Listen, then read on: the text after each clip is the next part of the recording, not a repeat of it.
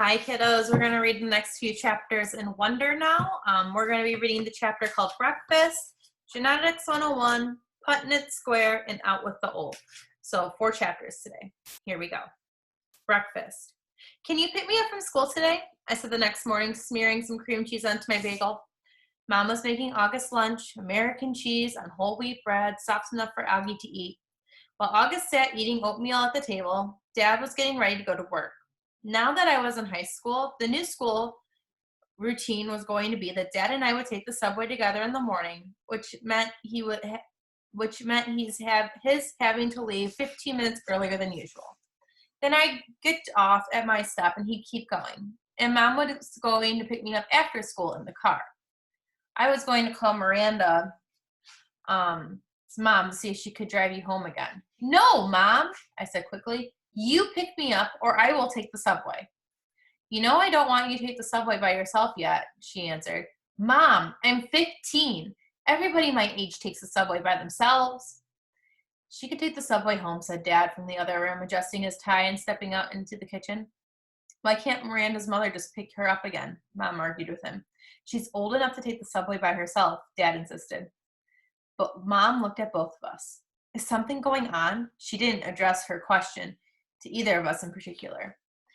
You know, if you had come back to check on me, I said spitefully, like you said you would. Oh, God, Via said, remembering how she completely ditched me last night.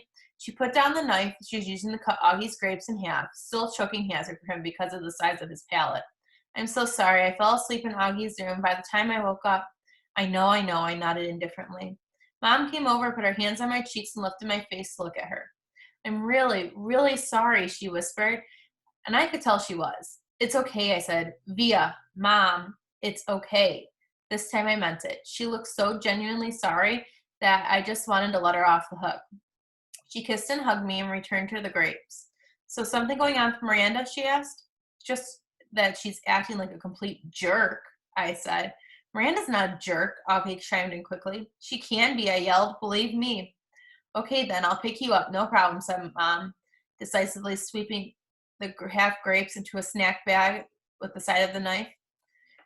That's the plan all along anyway. I'll pick Augie up from school in the car, then we'll come pick you up. We'll probably get there about 3:45. No, I said firmly before she even finished. Isabel, she could take the subway, Dad said impatiently. She's a big girl now. She's reading War and Peace, for crying out loud. What does War and Peace have to do with anything? Mom answered, clearly annoyed. It means you don't have to pick her up in a car like she's a little girl, he said sternly. Via, are you ready? Get your bag and let's go. I'm ready, I said, pulling my backpack on. Bye, Mom. Bye, Augie. I kissed both of them quickly and headed to the door. Do you even have a Metro card? Mom said to me. Of course she has a Metro card, said Dad cheerfully, fully exasperated. Yeesh, Mama. Stop worrying so much. Bye, he said, kissing her on the cheek. Bye, big boy, he said to August, kissing him on the top of the head. I'm proud of you. Have a good day. Bye, Dad. You too. Dad and I jogged down the stoop stairs and headed to the block. Call me after school when you get on the subway, Mom yelled from the window. I didn't turn around, but I waved my hand at her so she knew I heard her. Dad did turn around, walking backwards a few steps. War and peace, Isabel, he called out, smiling as he pointed at me. War and peace. Genetics 101, next chapter. Both sides of Dad's family were Jews from Russia and Poland. Papa's grandparents fled the pogroms and ended up in NYC at the turn of the century. Tata's parents fled the Nazis and ended up in Argentina in the 40s. Papa and Tata met at a dance in the Lower East Side while she was still in town visiting a cousin. They got married and they moved to Bayside and had Dad and Uncle Ben. Mom's side of the family is from Brazil, except for her mother, my beautiful grands, and her dad, Augusto, who died before I was born. The rest of my mom's family, all her glamorous aunts, uncles, and cousins, still live in Alta Leblon, a ritzy suburb south of Rio. Grands and Augusto moved to Boston in the early 60s and had Mom and Aunt Kate, who's married to Uncle Porter. Mom said Mom and Dad met at Brown University and have been together ever since. Isabel and Nate, like 2 peas in a pod. They moved to New York right after college and had me a few years later. Then they moved into a brick townhouse in North River Heights, the hippie stroller capital of upper Manhattan. when I was a year old. Not one person in my exotic mix of my family's gene pool has ever shown any obvious signs of what August has. I've pored over grainy sepia pictures of long dead relatives in babushkas, black and white snapshots of distant cousins in crypts, linen suits, soldiers in uniforms, ladies with beehive hairdos, Polaroids of bell-bottom teenagers, and long-haired hippies, and not once have I been able to detect the slightest trace of August's face in their face. Not one. But after August was born, my parents underwent genetic counseling. They were told that August had what seemed to be a previously unknown mandibulofacial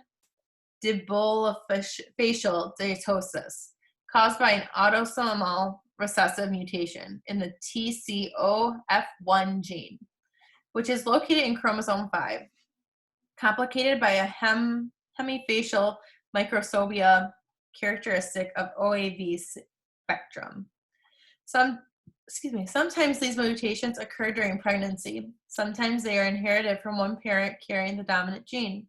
Sometimes they are caused by interaction of many genes, possibly in a combination of environmental factors. This is called a multifactor inheritance. In August's case, the doctors were able to identify one of the single nucleotide deletion mutations. That's made war on his face. The weird thing is, though, you'd never know it looking at them. Both my parents carried the mutant gene, and I carry it too. Next chapter, the Punnett Square. If I have children, there's a 1 in 2 chance I will pass off this defective gene to them. It doesn't mean that they'll look like August, but it means that they'll carry the gene and get double dosed in August and helped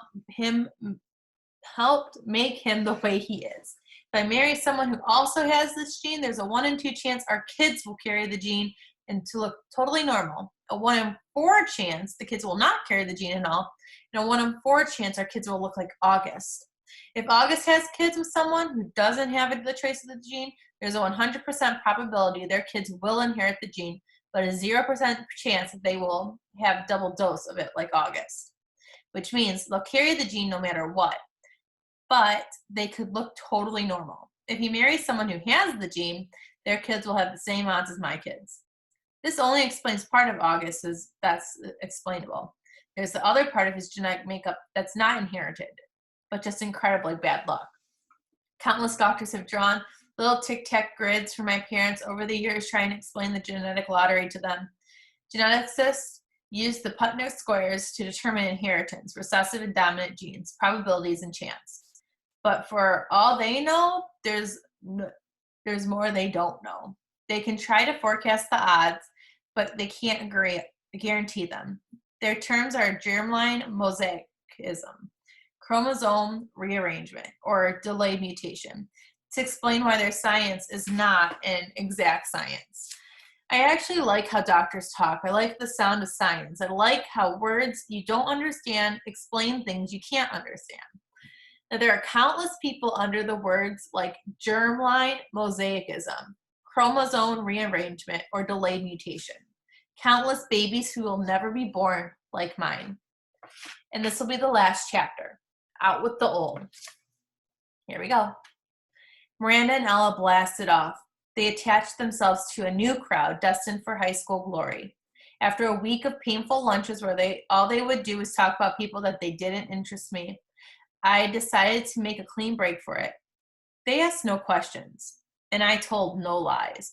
We just went our separate ways. I didn't even mind it after a while. I stopped going to lunch for about a week, though, to make the transition easier, to avoid the fake, "Oh shoot, there's no room for you at the table, Olivia." It was easier just to go to the library and read. I finished War and Peace in October, and it was amazing. People think it's such a hard read, but it's really just a soap opera with lots of characters, people falling in love, fighting for love, dying for love. I want to be in love like that someday. I want my husband to love me the way Prince Andrew loves Natasha. I ended up hanging out with a girl named Eleanor, who I'd known from my days at PS22. Though we'd gone different middle schools, Eleanor has always been a really smart girl. A little bit of a crybaby back then, but nice. I never realized how funny she was. Not laugh out loud daddy funny, but full of great quips. and I never knew how lighthearted I could be. Eleanor, I guess, had been under an impression that I was very serious. And as it turns out, she never liked Miranda and Ella. She thought they were stuck up. I gained entry through Eleanor to the smart kids table at lunch. And it was a larger group than I was accustomed to hanging out with. It was a more diverse crowd. It included Eleanor's boyfriend, Kevin, who would definitely become class president someday. A few techie guys, girls like Eleanor who were members of the yearbook committee and the debate club, and a quiet guy named Justin, who had small round glasses, played the violin, and who I had an instant crush on. When I'd seen Miranda and Ella, who they're hanging out with now, the super popular set, we'd say, hey, what's up? And move on. Occasionally, Miranda would ask me about how August was doing, and then they would say, tell him I said hi. This I never did, not to spite Miranda, but because August was in his own world these days. There were times at home that we never crossed paths. So the question on Google Classroom you have to answer for today is, how does Via feel seeing her old friends hanging out with her? And explain, how do you know that? Once you are done, upload your answer to Google Classroom. I look forward to hearing your responses. Bye, guys.